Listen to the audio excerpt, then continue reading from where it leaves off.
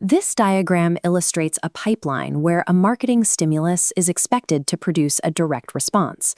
In practice, this fails because identical inputs yield unpredictable outputs. To account for variance, we introduce a central processing node, the organism. The organism represents the consumer's psychological and cultural matrix, which acts as a filter for every incoming message. When a stimulus hits this matrix, it does not follow a straight path. It scatters into a fluid swarm of subjective interpretations. Treating the market as a simple stimulus response machine ignores the core mechanics of human decision-making.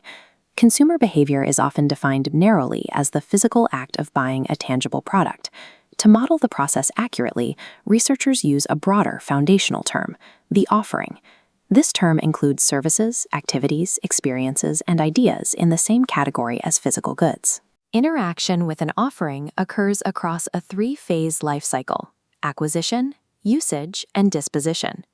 Analyzing the moment of purchase is only one data point in a continuous cycle that begins long before the transaction and ends only when the offering is discarded. This matrix maps the totality of consumer decisions. It serves as a taxonomy for how people interact with an offering over time. The acquisition phase includes various methods of obtaining an offering, such as buying, trading, renting, or even finding. The usage phase tracks how a consumer employs or stores an offering, even down to the domestic logistics of how they organize items like chips and salsa in their home.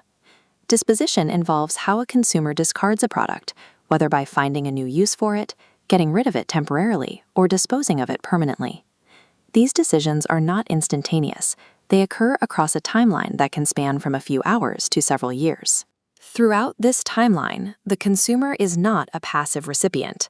They are navigating these stages using complex emotions and coping mechanisms. Because value is extracted across this entire matrix, marketing strategies must provide solutions for every stage of the life cycle, not just the point of sale. This SOR model provides the architecture for how a consumer processes an offering. The stimulus inputs are the 4 Ps: price, product, promotion, and place. The response outputs are the resulting behaviors, such as a purchase, positive word of mouth, or brand loyalty. The central box, the organism, is the site of the actual processing. This is the internal logic that determines if a marketing message is noticed, how it is interpreted, and how the consumer feels about the offering. When a stimulus strikes this internal core, the reaction is dictated by the specific properties of the consumer's mindset. Predicting a consumer's response requires a map of the internal processing logic that governs the organism. We can divide the organism into 4 domains. The first is the psychological core. This core is defined by motivation, ability, and opportunity, which together form the filters for how a consumer gains knowledge and stores memory. The second domain is the process of making decisions, the logical sequence required to recognize a problem and execute a choice. The third domain is the consumer's culture, which applies external social norms and group behaviors to the internal processing. The final domain is consumer behavior outcomes, which focuses on the symbolic use of products and the spread of ideas through a market. These 4 domains fire simultaneously to mutate incoming marketing stimuli. Mapping the interaction between these domains provides the data necessary for predictive market modeling. The decision-making domain operates through a strict sequence of 7 stages.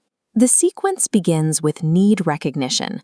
This is the moment a consumer identifies a gap between their actual state and their desired state, a gap often called the indifference zone.